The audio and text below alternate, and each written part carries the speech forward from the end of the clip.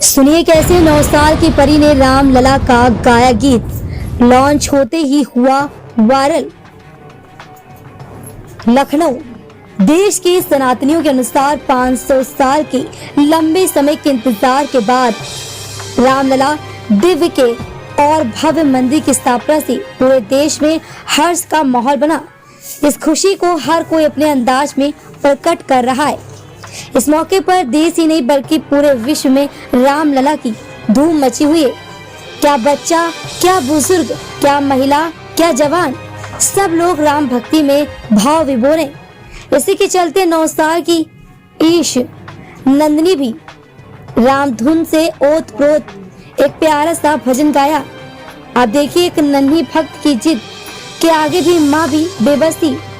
फिर क्या था, बेटी के भजन को रिकॉर्ड किया और फिर लॉन्च किया गया, जिसे सुनकर सब लोग भजन की तारीफ कर रहे हैं। और अब ईश नंदनी की ओर से इस प्यारे से भजन को लेकर अपील, मेरा उत्साह को बढ़ाने का सहयोग किया जाए। राजधानी लखनऊ से सोनी न्यूज के लिए निखिल श्रीवास्तव के साथ देवेंद्र प्रताप सिंह, लखनऊ। मेरा नाम ईश नंदनी, किस क्लास में पढ़ते हैं? 5th। जो आपने गाना गाया, इसकी शिक्षा कहाँ से ली और कैसे लगा कि हमें भी गाना चाहिए?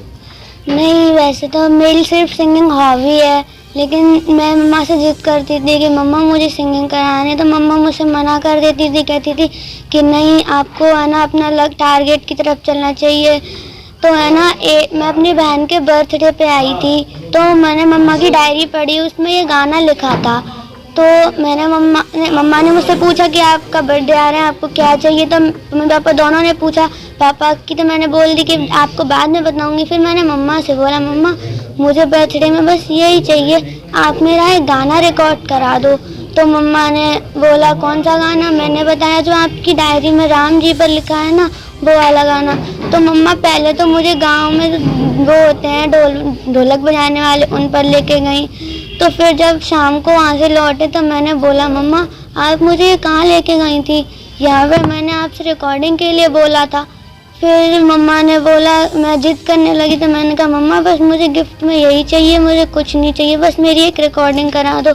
फिर मम्मा ने बहुत सारे अंकल जी और मामा जी से बात करी, फिर मेरा गाना रिकॉर्ड करवाया। बेटा, ये तुम्हारी पहली रिकॉर्डिंग कैसे रही है? ये पहली कौन कैसे? क्योंकि मैं बच्ची हूँ, तो मैं नहीं चाहती कि मैं फिल्मी गाने करूँ, इसीलिए मैंने बोला कि मैं पहला गाना अपने भगवान जी पे समर्पण कर दूँ। एक अपना मुखड़े से गीत सुना दो। यही वाला?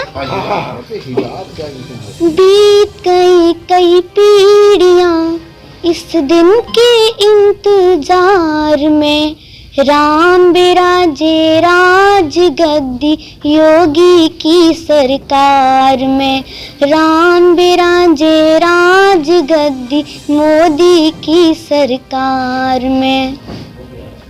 तीसरे मतलब किसको?